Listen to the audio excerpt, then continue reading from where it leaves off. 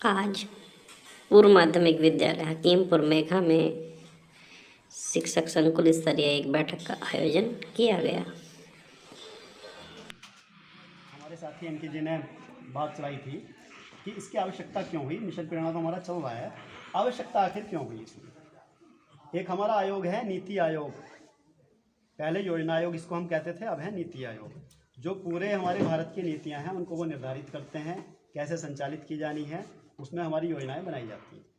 उसकी एक रिपोर्ट है स्टेट एजुकेशन क्वालिटी इंडेक्स, सैकी की रिपोर्ट होती है, इंडेक्स है।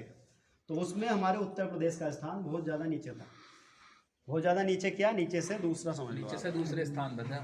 मतलब सारे हमारे केंद्र शासित प्रदेश और सारे स्टेट मिलाकर नीचे से दूसरे स्थान। बहुत खराब स्थिति थी। उस स्थिति से उत्तर प्रदेश को ऊपर लाने के लिए मिशन मोड में 4 सितंबर 2019 को शिक्षक दिवस की पूर्व संध्या पर हमारा मिशन प्रेरणा प्रारंभ किया गया। अब इसके साथ मिशन लगाया गया, तो मिशन उस प्रोग्राम के साथ लगाया जाता है जिसमें केवल उसी विभाग की मशीनरी नहीं, सारे विभाग की मशीनरी उस कार्य को पूरा करने के लिए लग जाती है। अब हमारा केवल ये मिशन प्रेरणा केवल बेसिक शिक्षा विभाग का कार्यक्रम नहीं रहा, इसके साथ हमारा पंचायती राज विभाग भी जुड़ गया। हमारा जो कायाकल्प के जो कार्य हैं, जो भी हमारे बिंदु हैं, वो पंचायत के थ्रू क्वालिफाइड नहीं है क्या? आज टीचर बनना आसान है? एक IAS PCS बनना आसान है? टीचर बनना बड़ा टफ है। 3 पेपर दे रहे हो आप, तब यहाँ तक पहुँच रहे हैं। सही बात है, नए बच्चे है ना? तो क्या उनमें क्वालिटी नहीं है? वो क्वालिटी पास करके आ रहे हैं ना, तो क्वालिटी तो है। तो फिर भी ऐसा क्या है कि जो गांव के छोटे स्कूल हैं वो हमसे बेटर क्यों है? कभी हमें इस बारे में भी सोचना चाहिए। भाई आप प्राइवेट स्कूल में आपके बच्चे ही पढ़ रहे हैं, मेरे बच्चे ही पढ़ रहे हैं, क्यों पढ़ाते हैं? उनके यहाँ डिस्प्ले हमसे बढ़िया है, एक्सपोजर उनका सबसे बढ़िया है, क्वालिफिकेशन में वो आपसे कमी है। कोई प्राइवेट टीचर देखा कि अगर उसे सरकारी नौकरी मिल रही हो और वो प्राइवेट नौकरी छोड़कर मैं कहेगा ना जी मैं तो प्राइवेट ही करूंगा, मिला कोई ऐसा? वो क्या कहेगा कि भाई मुझे करनी सरकारी है। चाहे वो वहां कुछ भी कर रहा है, उसकी पर्सनैलिटी देखिए और अपनी पर्सनैलिटी देखिए, उसमें मैं भी शामिल। हम लोग जो है उस डिस्प्ले सिस्टम को नहीं बना पा रहे। मिशन प्रेरणा में जो आपका परिवेश है या विद्यालयों में जो कमरों पे आपके पोस्टर चिपकाए जा रहे हैं, वो आपके परिवेश को बेटर बनाने की तो कोशिश है। भाई इतनी सामग्री आ रही है BRC में, मुझे लगता है इतनी सामग्री जितनी इस साल आई है 20-21-17 में, इतनी कभी नहीं आई, तो बेहिसाब आ रही है और अभी आने वाली है ना। तो उसमें उद्देश्य क्या है? हम समाज की छवि से लड़ रहे हैं जो हमारे बिल्कुल खिलाफ, उसको बदलने में समय लगता है। हम ये सोचें कि आज ही बदल देंगे, यह मिशन प्रेरणा से 100% हमारे स्कूल ऐसे हो जाएंगे, साहब प्राइवेट वालों के टक्कर के हो जाएंगे, तो ये हमारा भ्रम है। एक समाज की छवि को तोड़ना बड़ा मुश्किल काम होता है। अगर मान लीजिए हमारी छवि भी ऐसे एक खराब व्यक्ति के रूप में समाज में दर्ज हो जाए, तो वो निश्चित रूप से हम उसे बड़ी मुश्किल से उसको पटरी पर लाया जा सकता है। तो हमें समझने की आवश्यकता यह है कि जो भी मिशन प्रेरणा के अंतर्गत आपको सामग्री दी जा रही है, आप अपना थ्योरेटिकल पोर्शन उसका बिल्कुल ठीक कीजिए। ऐसा ना हो कि हमारा जो थ्योरेटिकल पोर्शन है सरकार जिस मंशा से भेज रही है हमें पता ही नहीं।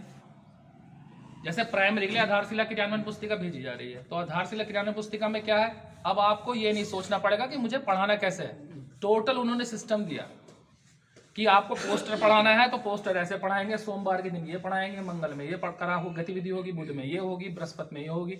यानी उन्होंने पूरी प्लानिंग करके दी है। अभी तक जो हमारे विद्यालय चल रहे थे विदाउट प्लानिंग चलते थे।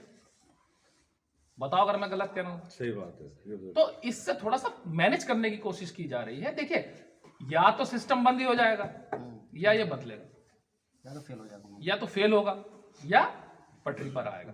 और ऐसा नहीं है, क्या हमारे में बदलाव नहीं आए? आप इतना मिशन प्रेरणा चल रहा है, एज ए टीचर आप मुझे बताइए बिल्कुल ईमानदारी से, क्या आपको इस मिशन प्रेरणा से आपकी पर्सनैलिटी में कोई बदलाव आया है या नहीं आया? खुद सोच के बताना आप इसको। व्यक्तिगत मतलब व्यक्तिगत आप में बदलाव आया है या नहीं आया, या जो निरस्ता आपके नौकरी में थी वो बदली है या नहीं बदली है? मैं ये नहीं कह रहा कि वो 100% अचीवमेंट होगा या 150-150% अचीवमेंट होगा। आप सबसे पहले अपना अचीवमेंट बताओ। हम ऐसे मीटिंग कर रहे हैं, क्या इस तरह की मीटिंग पहले होती थी? राजीव जी बताएंगे। एक कहानी के माध्यम से शुरू करता हूँ। कहानी बहुत समय पहले हमारे गुरुजी ने सुनाई थी कि एक शिकारी जंगल में जाता था और रोज कुछ पक्षियों को पकड़ लेता था। एक महात्मा जी उधर से गुजर रहे थे, उन्हें लगा कि अगर मैं इन पक्षियों को सिखा दूं कि शिकारी आता है और तुम्हें फंसा के ले जाता है जाल में, तो शायद ये फंसना भूल जाए, ये फंसे ना उसके जाल में। तो तोतों का एक झुंड था। महात्मा जी ने उन तोतों को सिखा दिया कि शिकारी आएगा, जाल बिछाएगा, दाना डालेगा, पर हम नहीं फंसेंगे। अब अगले दिन शिकारी आता है, जाल बिछाता है। तोते बार बार बोल रहे हैं कि शिकारी आएगा, जाल बिछाएगा, दाना डालेगा, पर हम नहीं फंसेंगे। और इतना कहने के बावजूद उस जाल पे आके बैठ रहे हैं और फंस रहे हैं। मीन्स तोतों ने वो शिक्षा केवल रटी थी, समझी नहीं थी। यही काम हमारे यहाँ भी हो रहा था। हमारे विद्यालय में रटे हुए बच्चे तो थे, लेकिन समझने की गुणवत्ता में जो कमी आ गई थी उसे ही पूरा करने के लिए मिशन प्रेरणा चलाया गया है। जो सहज पुस्तिकाएं मिली हैं हमें, वो पुस्तिकाएं बहुत अच्छी लगी बच्चों के लिए। उसमें छोटे छोटे चित्र बने हुए हैं और कहानियां हैं। उसमें बच्चे हमें जो चीज़ें दे दी गई हैं वो हमें करनी ही करनी होती हैं लिमिटेड टाइम। एक हमें टाइम दे दिया जाता है, उस टाइम के अंदर हमें वो प्राप्त करने की कोशिश करनी पड़ती है और उन्हें लक्ष्य जो हमें दिया है उसको मतलब वहाँ तक हमें पहुँचना होता ही होता है।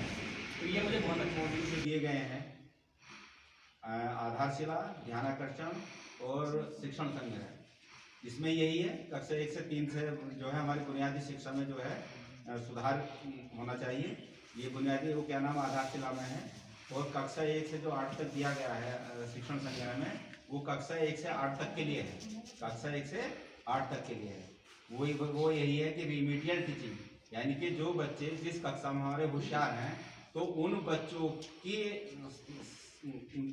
समान उन जो हमारे कमजोर बच्चे हैं समकक्ष लाने के लिए जो रिमीडियल टीचिंग का जो प्रावधान किया गया है उसकी शायद जो है उठाकर कुछ भी बच्चे से उठाकर कुछ भी पूछ लेता था कि साहब हाँ भाई पीछे से खड़ा हो जाए और तू बता दिया ये बता दे भाई। पीछे जो बच्चा बैठा है तो वैसे ही सही है थोड़ा सा, और मतलब और अधिकारी के आने पे वो क्या है और थोड़ा शर्माने लगता था। तो अब क्या है हमारे पास प्रेरणा सूची है कि इस बच्चे को इतना आता है, वो उसी के अंतर्गत पूछेगा। इससे अलावा अगर वो पूछता है तो फिर